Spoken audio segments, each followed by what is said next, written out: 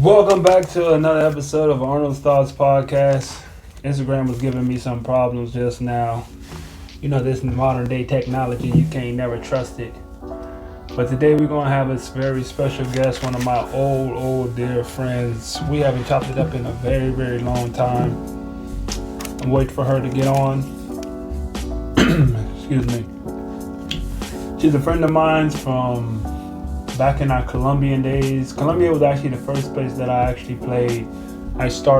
Mexico is where I started my career, but Colombia is where I actually started making a name for myself. We're gonna wait for her to get on the show. She is cold. Let me just let y'all know right now. She's cold, fire. When it comes to playing this game of basketball overseas, she's fire, and hands down. She's always been a killer. I noticed that from a long time ago when I first met and I seen it. You know how you see some basketball players and you be like, yo, no, she can go or he can go. That was definitely her. So we're just gonna wait real quick to see what's going on, see if she taps in with us. I don't know if this Instagram thing tripping right now. See what's going on. Hey. Hey, hey, what's up? The other side. I don't know. Let me see. My battery is low, so move. How you don't got your phone charged? You got I interview, you was, don't even got I your was phone taking a charged. nap. I'm sorry. I Don't worry. just took a nap. Don't worry, I'm about to How take you one after been? this. I've been good, man. I've been I good. know, man. We in the same country again. Again, dang, it's been so long, man. What's up? I've been great. It's been almost 7 years. 7 years? You, you met my mom. Yeah, it's gonna be 7 years next year. Yeah, I think I was there when your mom was there. Was I there with your Yeah. grandma was there too or no? Uh, I'm not sure, but my mom was a juror. Okay, I'm not gonna say it, but yeah, yeah, might be 7, 8 years ago. Yeah, Yeah, since we man. met. Just for a little pretext, we met in Colombia. That's where she's from. Go ahead and introduce yourself. I ain't even introduce you. Go ahead and Okay, introduce yourself. okay. I'm Maria Delgado, and I'm 26 years old by now. I'm a basketball player, a pro basketball player, and I met Arnold when he was playing at my hometown team, the pro team Bucharest.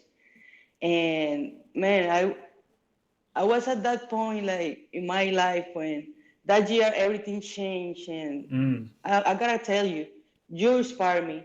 Me? Most of a lot of players that passed through Bucharest, I Mm-hmm. grew up like looking at them and just thinking to myself like, man, I want this life. I want to do Mm-hmm. this. I want to do this. And you encouraged me because I was at 18 years old, 19 years old before I go to the States to start my college career. Mm-hmm. And you speak to me, and I guess like you you have seen me like my growing. Yeah, it So have. It's been I'm so a. happy that you invite me. I'm so happy that you Of text me like, course. hey, let's do this. Of And course. Of we're course. here. Yeah, man. Of course. It's been. I know when the first time I saw you, I was like, "Yo, she's good." Like hands down. You know, I'm like, "Dang, she's good." Everybody knows, like, yeah, that's funny. She's good. She's real good. And just to see how far you've come, we're gonna get into that. I was gonna save that, with your mom and that whole situation. I already know. I remember, Mhm. and I can't. We'll get to that later. But first, I want to know what does the 622 means. I see it everywhere.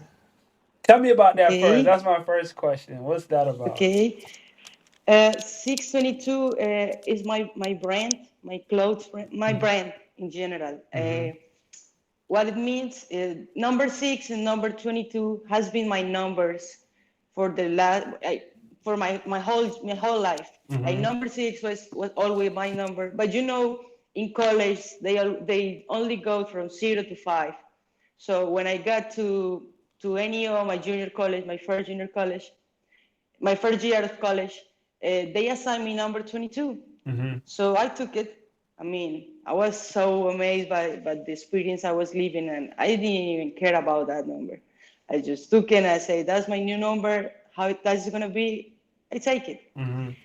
Years later, like on the pandemic, I've been doing this Christmas activity with the childrens for 7 years now, Mm-hmm. and where I try to do a Christmas party for 250, 300 kids. Wow. Um, I've been doing this for 7 years with friends, with another like foundation that they wanna be part of this, and every year is just getting better and better.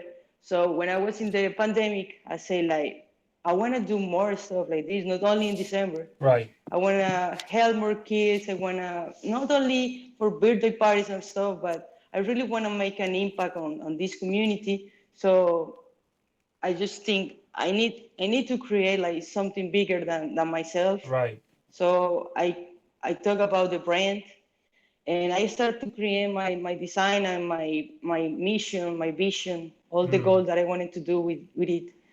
And it just appeared. Delgado Suarez, it's like this, you know. This is the logo. Uh-huh. So I'm gonna explain because Delgado Suarez are my last names. Yeah, y'all have like four Um, names. so yeah, Trust me, I Latinos, know. Trust me, Latinos. I know. So Delgado, I switched the G for the number 6, Okay. and I replaced the S and the C of Me my too. Suarez second last name for 22. So it's Nice. easier to remember as 622. So Nice. that's the logo too, also. Oh, okay, nice. I've been seeing And it, you know. with the years, like I see these projects now like the thing I like my how you say like I want to keep going with this like after basketball. Of I want course. it to be like my own, Your brand. It's yeah, my you. brand, my work after this, my Your results legacy. It's after like your legacy. basketball It's like your career. legacy. Yeah, yeah. Yeah. I feel like that's important for many players when you start off playing. It's like don't only think of basketball just while you're playing, you know, what do you can take from it? Like what legacy, as you could say, that you can create for yourself after the game because there's a lot of players that when they're done, there is nothing else. You know, they don't have Hmm. nothing. Like, you know, me guys retire and you don't even know, and they've been playing 10, 15 years, whatever, but they don't create nothing while they're in the game to carry on. Hmm. You know, that's why I created this whole podcast, and this is a part of my legacy because for me, I always feel like I went through so much craziness playing basketball myself, you know, starting off in Colombia, man, like that Hmm. whole season, that whole, that whole season I was, know things have changed. I know things yes. have changed I'm for pretty you. sure you know a little bit of here and there of this stuff. You Colombians, I don't know. You cool, but y'all Colombian? I don't know. Don't even. I gotta We be cool people.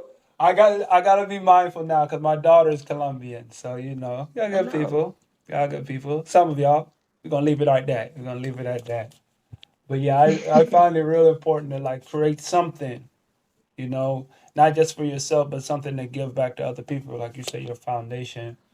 You know, it's not just for the kids, but it's just more to give back. And that's how I feel too. It's like it's all about giving back. Mhm. Everything that we do, everything that we go through, you know, it's some form of way we can use that to give back to someone else to help them, you know? Yeah, yeah, yeah. What's up, guys? I just dropped my new ebook, 6 Must-Have Steps to Be an Overseas Basketball Player.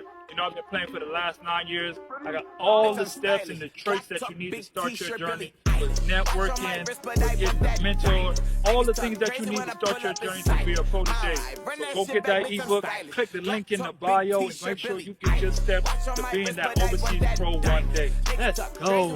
So you say you're college. What school, like, how did you transition from playing in Where Colombia? I started my college career in a junior college. I went to Northeastern Oklahoma A&M in Miami, Oklahoma. Then I had 2 great years there. Memories How'd and they find basketball you? wise was How'd they amazing. find you? Well, yeah, that's a good question. I think nobody has asked me before that. Oh, It was see? like a like a crooked call phone. I don't know how you Oh, say it, like un teléfono roto. Let me explain. So some Colombian player that was in the NEO team 2012, 2013, like she contacted Hansel Atencia's mom. You know the point guard of the national team, Hansel? oh, Yeah, the, you the know light Hansel? skin, the light skin Yeah, guy. Yeah, yeah. yeah, the light skin guy, yeah. So this lady contacted me and told me that, hey, you wanted to play. But for the other side, another friend, Colombian friend, Jean Paul Mejia, who was in NEO also, like, also contact me and say, like, hey, you want to play? Like, coach is looking for foreign player. Like, this is the school, it's a small school, but it could be a good opportunity. I say to both of them, like, yes, I'm going.